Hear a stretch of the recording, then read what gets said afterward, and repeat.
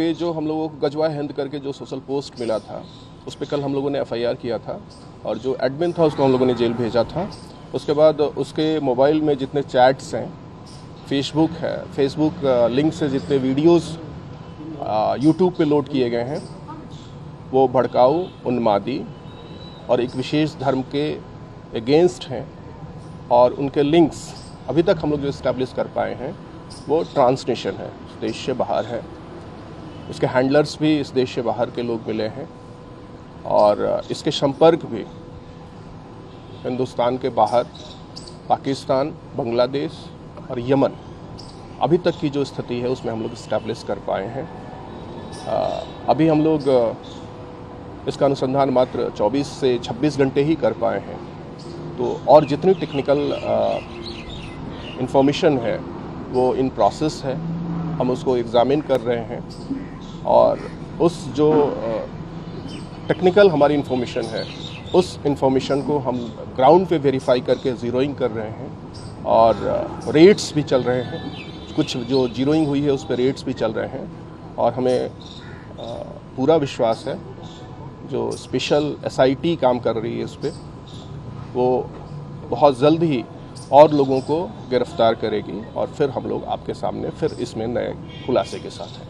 Court में आपने sir कोई पिटीशन भी दिया है रिमांड पे लेने के लिए? जो पहला केस हुआ था डे बिफोर यस्टरडे, जिसमें 3 लोगों को जेल भेजा गया था, उसमें 2 लोगों को अरमान मलिक और अतर परवेज़ का हम लोगों को माननीय न्यायालय द्वारा 48 घंटे का पुलिस रिमांड दिया गया है। पुलिस रिमांड पे पूछताछ शुरू की जा रही है और 48 घंटे में जो साक्ष्य हमारे पास आएंगे या हमारे पास अभी तक जो साक्ष्य आ गए हैं उसको और वेरीफाई करके और उन दोनों के द्वारा जो और कुछ बताए जाएंगे, उन दोनों के जो इंटरलिंक्स इस्टेब्लिश होंगे और उन दोनों के द्वारा जो अभी तक और चाहे फंडिंग की बात करें, फाइनेंशियल ट्रेल्स की बात करें, स्लीपर्स की बात करें या ट्रेनिंग प्रोवाइड करने की बात करें या TOT की बात करें या किन लोगों को तैयार करके कहाँ कहाँ भेजा गया था और वो लोग क्या एक्टिविटीज़ कर रहे हैं, इन सबों के बारे में हम लोगों को पुख्ता जानकारी मिलेगी। और सबसे सटीक बात यह है कि हमारी पूछताछ के लिए, पुलिस रिमांड पे पूछताछ के लिए बहुत ही विशेषीकृत टीम बनाई गई है। उसका अपना क्वेश्चनायर है, टेक्निकल अभी तक हमारे पास जो इनपुट्स हैं वो है और जो जैसे जैसे हमारे पास उनके जवाब मिलेंगे उसको वेरीफाई करने के लिए ग्राउंड पर हमारी स्पेशल टीम्स अलग अलग डिस्ट्रिक्ट्स में और अलग स्टेट्स में कैंप किए हैं। तो हम लोग जो जो इन्फॉर्मेशन मिलेगा तत्काल उसको ज़ीरोइंग करके और तुरंत हम लोग गिरफ्तारी इंश्योर करेंगे। सर, अरमान मलिक का क्या प्रोफाइल है? क्या उसी ने प्रॉपर फंडिंग करी है? क्या बिजनेस है? कैसे उस पर पैसे आते हैं? इतना आलीशान मकान कैसे है? उसका पूरा प्रोफाइल एक बार बता दीजिए। अभी तक जो अरमान मलिक ने बताया है उसके हिसाब से वो JNU से अरबिक स्टडीज़ में पोस्ट ग्रेजुएट है। उसके बाद उसने जामिया से उसके हिसाब से उसने B.Ed किया है और उसके बाद पटना में आकर के उसके हिसाब से वो रियल एस्टेट का काम किया, ज़मीन की ब्रोकरी की और फ़िलहाल जिस मोहल्ले में वो रहता है अल्बा कॉलोनी में उसने अल्बा कॉलोनी वेलफेयर कमेटी करके एक JV संस्था बनाई है, जिसके रजिस्ट्रेशन के बारे में पूछने पर उसने कहा कि इसका कोई रजिस्ट्रेशन नहीं है और उस कॉलोनी में रहने वाले हर एक लोगों से, हर एक घर से 600 रुपये महीने उसके द्वारा वसूला जाता है।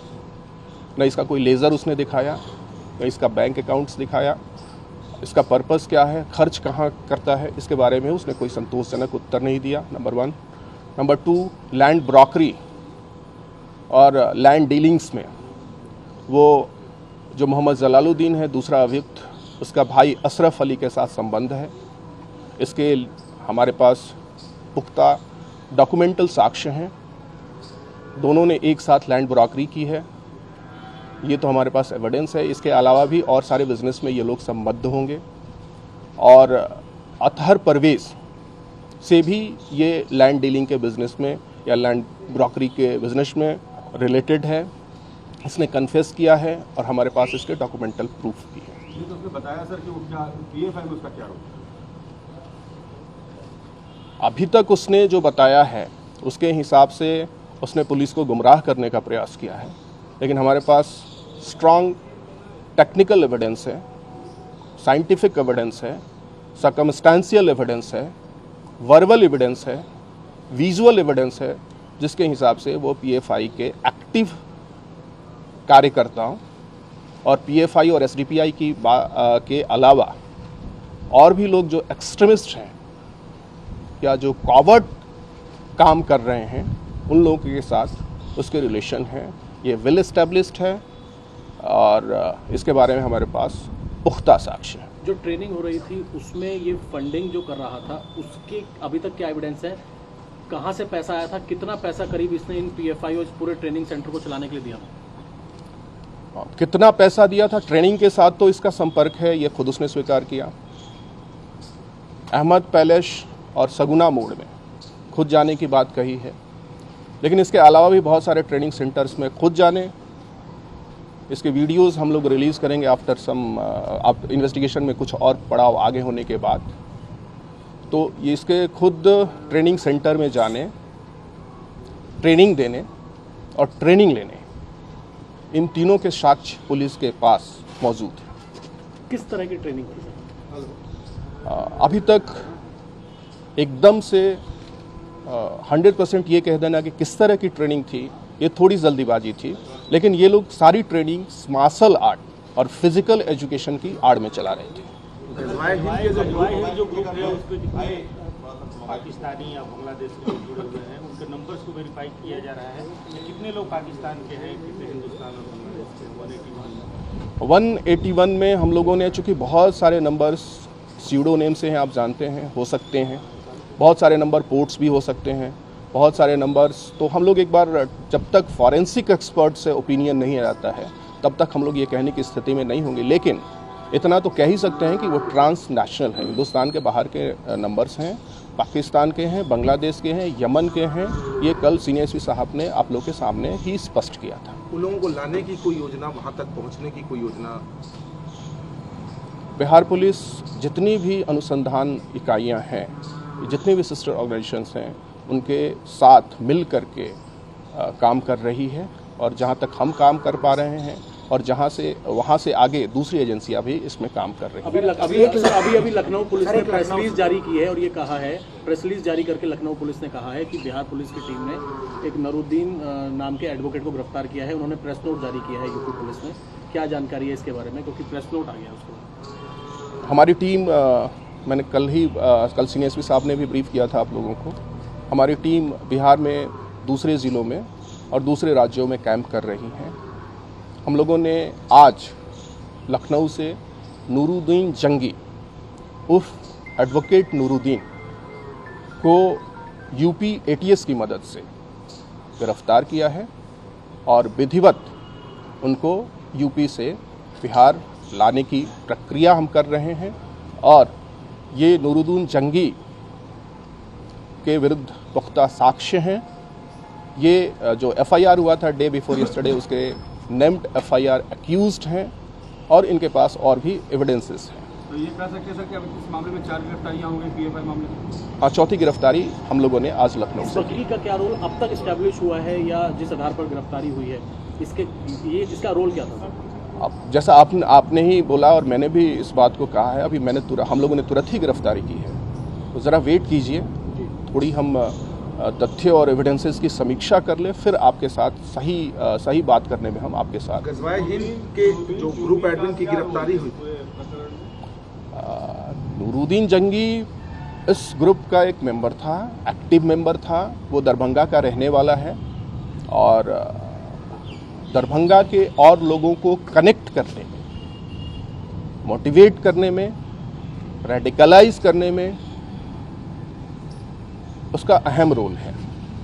और उसके अलावे भी उसके बहुत सारे रोल्स हैं जिस पे अभी बताना शायद अनुसंधान के लिए बेहतर नहीं हो। सर, गजवा हिंद का जो आरोपी है दानिश, क्या आप लोगों की जांच में ऐसा आया है कि उसने पाकिस्तान के एक नंबर पर ये मैसेज किया था कि मैं आईएसआई से हूँ और 5 साल से मैं ये काम कर रहा हूँ, गजवा हिंद के लिए मैं काम कर रहा हूँ। इस तरह की बातें क्या अभी तक की जांच में कुछ आई हैं कि उसने खुद ही एक्सेप्ट किया है? मेरे नॉलेज में ये मेरे सामने ये बातें अभी तक नहीं आ पाई। दानिश से दानिश के जो पिता जो आरोप मिले थे, उन्होंने जो कहा था कि मानसिक रूप से बीमार है, एम्स में उसका इलाज चल रहा है, कोई पासपोर्ट उसके नाम का नहीं है और वो 75% पागल है, जैसे एम्स के डॉक्टरों का जो रिपोर्ट दिखा रहे थे, इसलिए बातें। आपने जिस तरह का कल रिपोर्ट्स देखा है, जिस तरह के एक्सट्रैक्ट्स दिए गए हैं, जिस तरह के उसके क्लिपिंग्स है, जिस तरह के उसके मैसेजेस हैं, क्या आपको लगता है कि एक पागल व्यक्ति तो छोड़ के एक सामान्य व्यक्ति भी इस तरह की बातें कर सकता है? सच्चाई तो ये है कि वो हैविली रेडिकलाइज्ड व्यक्ति है जो सच को सच की तरह नहीं देख पा रहा है। जी और सर, जो झारखंड पुलिस के एक रिटायर्ड एसआई जलालुद्दीन जिन्होंने अपना मकान किराए पे दिया, तो उस परिवार से भी हमारी बातचीत हुई तो वो कहे कि हमने तो सिर्फ किराए पे दिया था, बाकी सारी चीज़ों की इतनी जानकारी नहीं है। और वो आप लोगों की उनकी क्या भूमिका है? हमारे पास पुख्ता साक्ष्य हैं हर ट्रेनिंग प्रोग्राम में शामिल होने, ट्रेनिंग कराने और इस ग्रुप की एक्टिविटीज़ में 100% इन्वॉल्व होने के। अरमान मलिक से दानिश का क्या ताल्लुकात था? दानिश के अरमान मलिक के मोबाइल से दानिश का कोई नंबर मिला था? अभी ये कहना अनुसंधान के हित में अच्छा नहीं है।